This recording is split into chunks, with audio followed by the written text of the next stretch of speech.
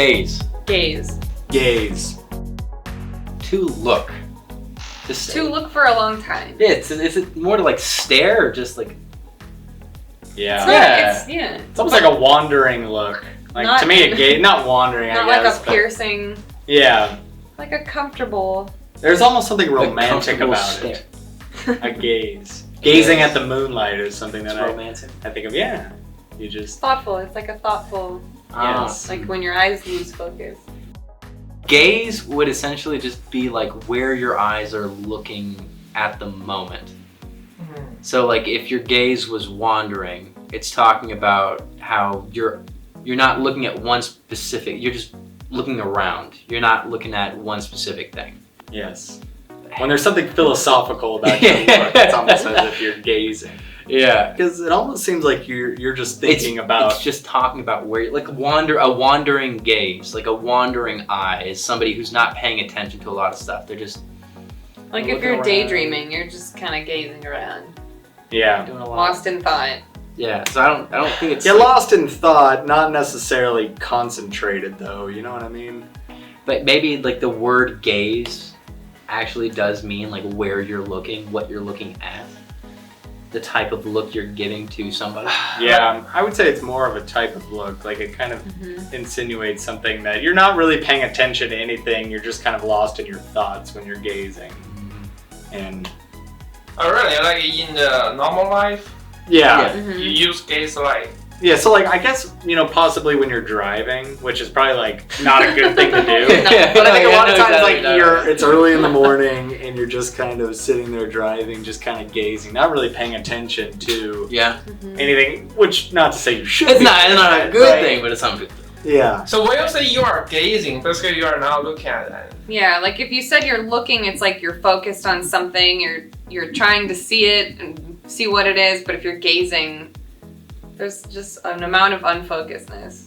Yeah, unfocused on the world, but kind of just, I don't know, you're just lost in your thoughts. You're kind of focused on your thoughts, I guess, in a way, but you're not trying to, discuss the politics of the Berlin Wall. You're not trying to- And have you used gaze in your daily life a lot? I don't think I use it a ton.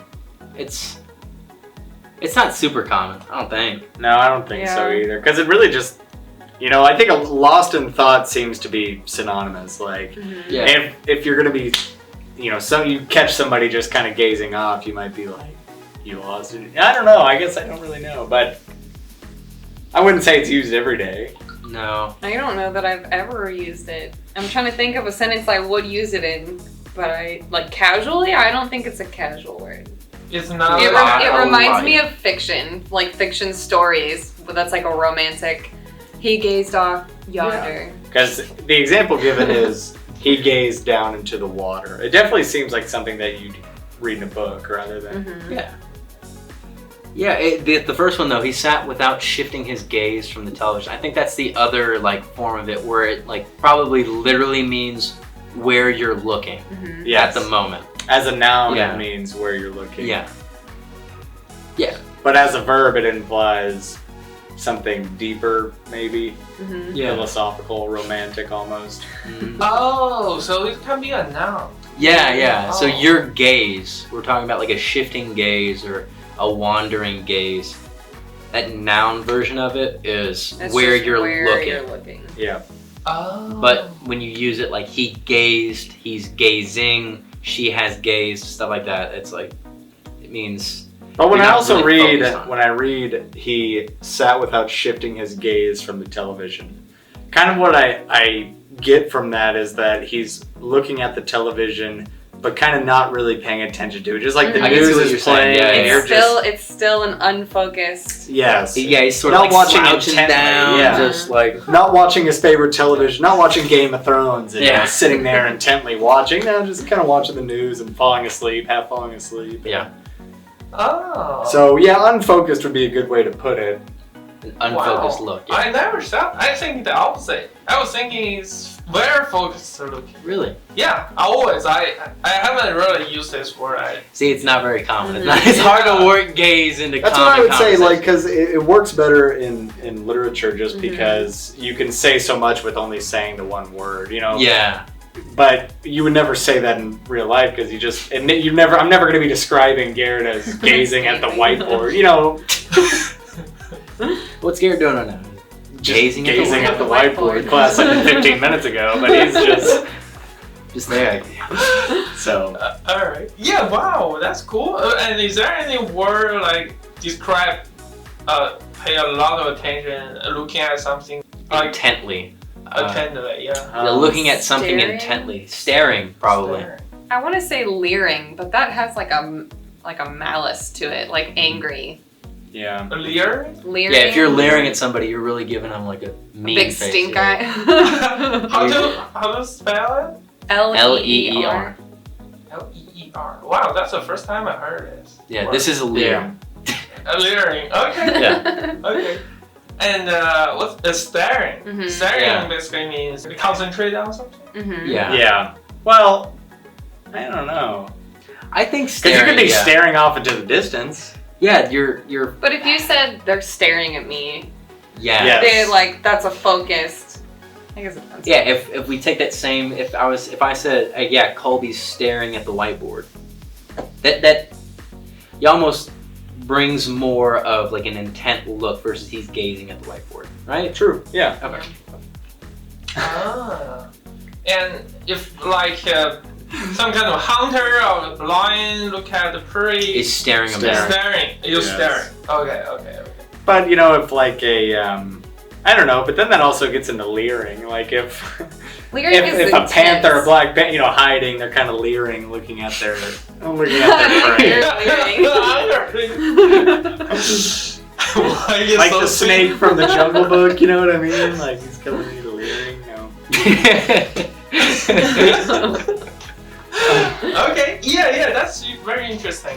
But I also do think that gaze could be romantic, like gazing you into said I one's think of eyes. it romantically. Like when I hear it, it makes me feel romanticized. Like when you say Garrett's gazing at the whiteboard, that's why it's funny. It's because he's not romantically looking at the whiteboard.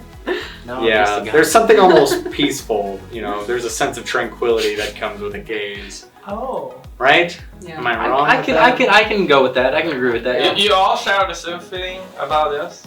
So gaze, yeah, I feel like if somebody's gazing off, I generally, it's like when he's like shifting his gaze from the television.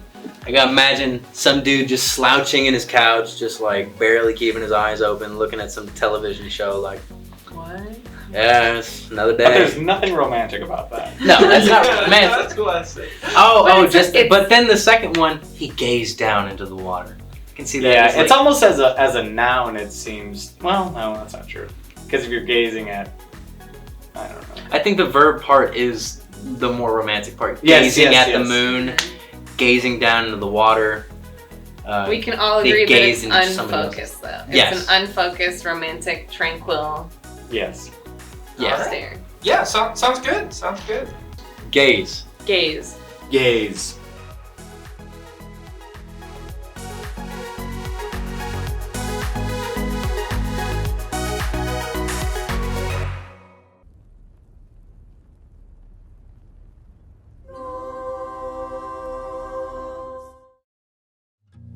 The process of seeing paintings or seeing anything else is less spontaneous and natural than we tend to believe. A large part of seeing depends upon habit and convention.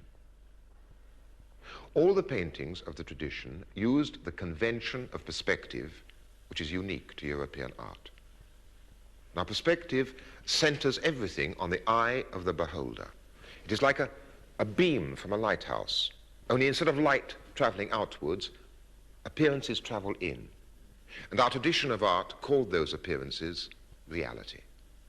Perspective makes the eye the center of the visible world. This is John Berger. In the clip you just watched, he's getting at a very important concept from art criticism that informs how we see a painting. The gaze. No, not the gaze. The gaze. For over 50 years, Berger and his fellow art scholars have questioned the significance of this term. What can the gaze do? Who is being gazed upon? Who does the gazing? These same questions are asked today in Celine Sciamma's 2019 film, Portrait of a Lady on Fire, Born Into. The portrait Marianne has been commissioned to paint can be viewed as a representation of Eloise's subjugation to the gaze, the subjugation of being looked at and scrutinized by a potential suitor. Let's take a quick step back and look at the artist who was commissioned to paint all of the work seen in the film, Hélène Delmaire. What I've noticed is that Delmaire seems to share a similar vision of the gaze to Sartre. Her portraits often feature women whose eyes, often regarded as the windows of the soul, have been shrouded or smudged out. This, like the smudged and distorted paintings in the film, is a visual rejection of the objectifying gaze. The theory of the gaze in academia has come to resemble something of a power relation between the spectator and the subject, with terms like male gaze, medical gaze, and post-colonial gaze. Critical theorist Michel Foucault also views the gaze as an asymmetrical act of looking, which is exemplified for him in the unequal power dynamic between doctor and patient, and in the surveillance apparatus found in prisons and schools. But there's a peculiar moment in his writing in which he finds an exception to this rule. When looking at the 17th century painting Las Meninas by Diego Velázquez, Foucault notes that this work confuses our previous ideas about the gaze. Before I go on, the Nerdwriter has a fascinating video about the composition of this painting. If you haven't seen it, go take a look. Las Meninas depicts life in the Spanish court, featuring the little princess Margarita Teresa in the middle, with Velázquez himself to her left and the rest of the court to her right. When taking a closer look, you'll discover that in the background, what looks to be a painting is actually a mirror reflecting the king and queen as they observe their subjects. And when we turn our attention to Velázquez, we notice that he's in fact working on a painting. For Foucault, this glance, this exchange we have with the painter, turns us as spectators into the object of his gaze. What this signals to Foucault is that the relationship between the viewer and the viewed is fundamentally different here. He states, "The painter's gaze, addressed to the void confronting him outside the picture, accepts as many models as there are spectators. In this precise but neutral place, the observer and the observed take part in a ceaseless exchange. No gaze is stable, or rather, in the neutral furrow of the gaze piercing at a right angle through the canvas, subject and object, the spectator and the model, reverse their roles to infinity. In layman's terms, this painting essentially does three things. 1. It asks us to gaze at the subjects. 2. We are then gazed back at by the painter in the painting. And 3. We assume the role of a viewer within the world of the painting itself. This painting is so puzzling to Foucault because it blurs the line between subject and object. Who is being gazed upon here? What we get in Portrait of a Lady on Fire is a very similar dynamic, where the gaze between Marianne and Eloise is neutral and shared.